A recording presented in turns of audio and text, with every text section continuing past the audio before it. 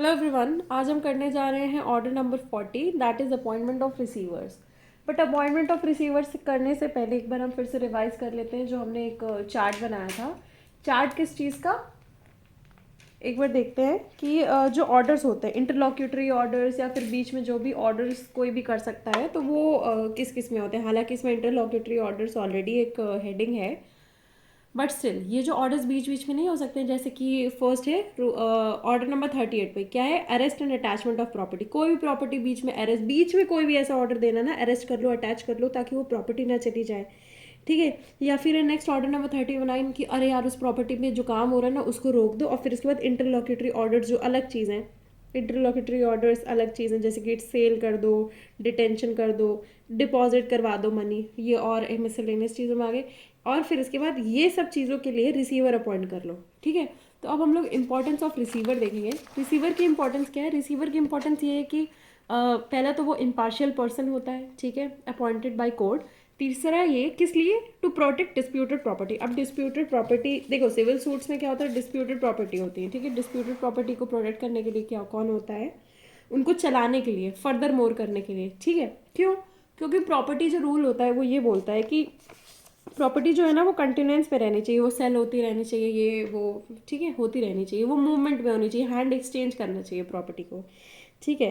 तो अब हम आते हैं ऑर्डर नंबर 40 पे। ऑर्डर नंबर 40 पे कुछ ऐसे मैंने डायग्राम नहीं बनाया है, ठीक है। इसमें जो ये डायग्राम है ये मेनली इसलिए, फंडामेंटल ड्यूटीज़ जो है ना, फंडामेंटल ड्यूटीज़ कहाँ से आई थी, रशिया से आई थी। रशिया से नहीं, एक तरह से सोवियत यूनियन से आई थी, यूएसएसआर से आई थी। तो यूएसएसआर का ये एक साइन है, ठीक है, ड्यूटीज़ डिपेक्ट करने के लिए, क्योंकि ड्यूटीज़ ही एक बहुत बड़ा पोर्शन है इसमें। तो इसमें रूल नंबर 1 है अपॉइंटमेंट। किसका अपॉइंटमेंट होगा? ऑब्वियसली रिसीवर्स का अपॉइंटमेंट होगा। किस लिए? प्रॉपर्टी रिसीव करते हैं ना वो, या प्रॉपर्टी से कुछ भी आता है उसको रिसीव करते हैं, ठीक है। रिम्यूनरेशन, अब ये रिसीवर्स के रिम्यूनरेशन से रिलेटेड है, रिसीवर्स का प्रोसीजर से रिलेटेड है। Then duties related to receivers, ठीक है, and enforcement of duties. And इसके बाद एक कलेक्टर, कलेक्टर अगर रिसीवर बना दिया जाता है तो, ठीक है। तो अपॉइंटमेंट ऑफ रिसीवर्स के रूल नंबर 1 को हम करते हैं तो कुछ ऐसा है कि where it appears to the court to be just and convenient the court may by order. क्या जस्ट एंड कन्वीनियंट लगता है कि ठीक है रिसीवर अपॉइंट करने से इनका फायदा होगा, तो वो क्या करेगा, appointment of receiver of any property whether before और आफ्टर डिग्री, ठीक है, प्रॉपर्टी के लिए रिसीवर अपॉइंट करेगा। नेक्स्ट है remove any person from the position और custody of the property. Remove person किस लिए, रिमूव पोजिशन, ठीक है। फिर इसके बाद क्या, commit the same to the position, custody और मैनेजमेंट ऑफ द रिसीवर, ठीक है। अब ये क्या है, इन दोनों का जो है ना ये रिजल्ट है, क्या है, कमिट करना property, commit the same to the position of custody और मैनेजमेंट ऑफ द रिसीवर। अब रिसीवर जो है ना इसे मैनेज करेगा। देन क्या है, confer upon the receiver all such powers. Receiver के पास क्या होंगी, सारी पावर्स होंगी as to bringing and defending suits and for realization management protection preservation and improvement of the property। क्या, realization management protection preservation and improvement of the property, the collection of the rents profits and application disposal of such rents, ठीक है, profits execution of documents भी होंगी and as the owner himself has or such of these powers as the court thinks fit, ठीक है। इसमें क्या हो जाएगा, वो ओनर की तरह ही हो जाएगा, ठीक है, ठीक है, ओनर की तरह हो जाएगा। और ओनर क्या है, उसको हटा दिया जाएगा इस चीज़ से। क्यों? क्योंकि ओनर के अगेंस्ट सूट चल रहा है या ओनर डिस्प्यूटेड प्रॉपर्टी है ये, ठीक है। नेक्स्ट है, nothing in this rule shall authorise the court to remove from the position और custody of property any person whom any party to the suit has not a present right so to remove। अगर right नहीं है, no right no removal, ठीक है, no right is equals to no removal, ठीक है, right नहीं है तो रिमूवल नहीं होगा। देन इसके बाद नेक्स्ट है rule number 2, remuneration. The court may by general और special order fix the amount to be paid as remuneration for the service of the receiver. Remuneration, अब देखो रिसीवर सर्विस कर रहा है तो उसको क्या कर दिया जाएगा, पेड किया जाएगा, ही मस्ट बी पेड, ठीक है। ड्यूटीज, अब इसके बाद बहुत इंपॉर्टेंट चीज आती है duties. Every receiver so appointed shall furnish security as the court thinks fit duly to account for what he shall receive in respect of the property. क्या करेगा, furnish the security as the court thinks fit duly to account, किसमें account करेगा, for what he shall receive in respect of the property, receive in respect of the property. Then है submit his accounts at such period and in such forms as the court direct. Submit कर देगा अपने accounts को pay the amount due from him as the court directs, pay the amount due. ठीक है, next है be responsible for any loss occasion, loss occasion के लिए responsible होगा बाय हिज विलफुल डिफॉल्ट और ग्रॉस नेग्लिजेंस। कैसे wilful default हो गया, ग्रॉस नेग्लिजेंस होगी तभी ना करेगा, नहीं तो नहीं करेगा। तो इसको एक हिसाब से समराइज करके क्या कर सकते हैं कि जैसे एक ओनर होता है वो क्या करता है, अपने अकाउंट्स मेंटेन रखता है, रिस्पॉन्सिबल होता है लॉस के लिए, फर्निश क्या करता है, देखो अब इसमें एक अलग से चीज़ है कि furnish security as the court thinks with duly to account for what he shall receive in respect of the property. जो भी पैसा वगैरह उसको मिलेगा उसको क्या करेगा, वो अकाउंट पे डालेगा, फिर सबमिट करेगा अकाउंट।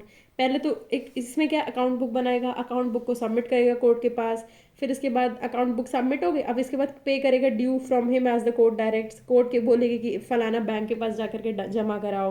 और फिर इसके बाद कुछ भी टूट गया, अरे यार ये तो पैसा चोरी हो गया, तो अब वो पैसा जो है अगर उसकी विलफुल नेग्लिजेंस की वजह से चोरी हुआ है तो उसको अपना पैसा डालना पड़ेगा उधर, खो गया बस वो मान लो। देन नेक्स्ट है इन्फोर्समेंट ऑफ रिसीवर्स ड्यूटीज। अब रिसीवर की जो ड्यूटी है उसकी इन्फोर्समेंट, पहले तो ये जो होगी ड्यूटीज होगी, अब उसकी इन्फोर्समेंट क्या है, where receivers fails to submit. अब अकाउंट बुक बनाई है पर अकाउंट को सबमिट करने के लिए फेल हो जाता है at such period and in such form as the court directs. अब क्या कर रहा है, फेल कर रहा है, अकाउंट फेलियर, ठीक है, अकाउंट का फेलियर हो गया। फिर इसके बाद fails to pay the amount, ठीक है, पे अमाउंट फेलियर, ठीक है, अकाउंट बुक फेलियर, अमाउंट पैसा failure, occasion loss to property by his, occasions lost property wilful default की वजह से। अब देखो ऊपर की जो चीज़ें हैं वही इसमें, पैसा उसको अकाउंट बुक बनानी थी, अकाउंट बुक नहीं उसने जमा की। फिर इसके बाद क्या है, उसे पैसे देने थे, उसने पैसे नहीं दिए। फिर इसके बाद क्या है, लॉस, लॉस हो गया प्रॉपर्टी का, उसने लॉस नहीं सही किया, तो फिर इसके बाद विलफुल डिफॉल्ट की वजह से, तो उसकी वजह से क्या करेगा, the court may direct is property to be attached. ये बहुत बड़ी बात है, उसी की प्रॉपर्टी क्या हो जाएगी, अटैच हो जाएगी। And may sale such property, sale कर दी जाएगी। And may apply the proceeds to make good any amount found to be due from him, जो भी उसका ड्यू होगा वो दे दिया जाएगा। Any loss occasion by him and shall pay the balance, balance किसको दे दिया जाएगा, रिसीवर को ही दे दिया जाएगा, बैलेंस किसको दे दिया जाएगा, रिसीवर को दे दिया जाएगा। नेक्स्ट रूल है when the collector may be appointed as receiver. Collector कौन होता है, डीएम आईएएस की तैयारी करते हैं ना लोग इसके लिए। Where the property is land paying revenue. अब देखो लैंड पेइंग, जमीन जायदाद है जहाँ से रेवेन्यू आता है गवर्नमेंट को, और land which the revenue has been assigned और रिडीम्ड, ठीक है। And the court considered that the interest of those concerned will be promoted by the management of the collector. अब इसमें क्या है, कोर्ट को लगता है कि अगर कलेक्टर मैनेज करेगा तो सही रहेगा। The court may with the consent of the collector appoint him to be receiver of such property. Collector की कंसेंट से उसको रिसीवर बना देगा, किसका, प्रॉपर्टी का।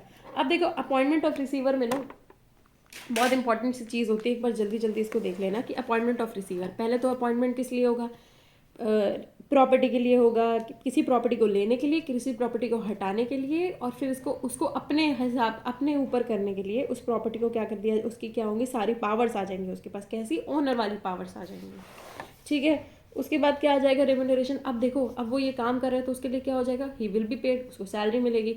इसके बाद क्या है, ड्यूटीज़। अब उसकी ड्यूटीज़ में क्या, अकाउंट बुक बनाओ, अकाउंट बुक कोर्ट पे दो, कोर्ट इसके बाद पैसे बनाओ, पैसे कोर्ट जैसे बोलेगा वैसे दो। फिर इसके बाद क्या है, अगर कुछ चीज़ खराब हो जाती है तो लॉस के लिए तुम इनकर करोगे। एनफोर्समेंट ऑफ रिसीवर्स ड्यूटी वैसे ही हो जाएगा, अगर तुम ये सब नहीं करोगे तो तुम्हारी जो है ज़मीन जायदाद जो है वो हम अपने नाम का अपने करवा करके उसको सेल करेंगे, फिर इसके बाद उससे फिर लॉस सफिशिएंट करेंगे, फिर इसके बाद जो पैसा बचेगा वो तुमको वापस मिल जाएगा। अब इसके बाद कलेक्टर, कलेक्टर किस लिए, ताकि लोगों का भला हो सके वहाँ पे, इसलिए कलेक्टर अपॉइंट हो सकता है, और कलेक्टर की ही परमिशन से कलेक्टर अपॉइंट हो सकता है। तो इस हिसाब से हमारा अपॉइंटमेंट ऑफ रिसीवर्स जो है कंप्लीट होता है। अगर आपको अच्छा लगता है ये वीडियो तो प्लीज़ पूरी प्लेलिस्ट देखिए। एक बार आप सीपीसी की प्लेलिस्ट में जाएंगे तो आपको पूरा सीपीसी विद ऑर्डर्स मिल जाएगा। हालांकि जो ऑर्डर है उसके साथ जो कनेक्टेड सेक्शंस हैं वो मैं ऑर्डर में नहीं, वो मैं सेक्शन में कवर करूँगी कि ये सेक्शन के साथ ये ऑर्डर कवर्ड है, ठीक है। तो थैंक यू, आई होप आपको अच्छा लगा।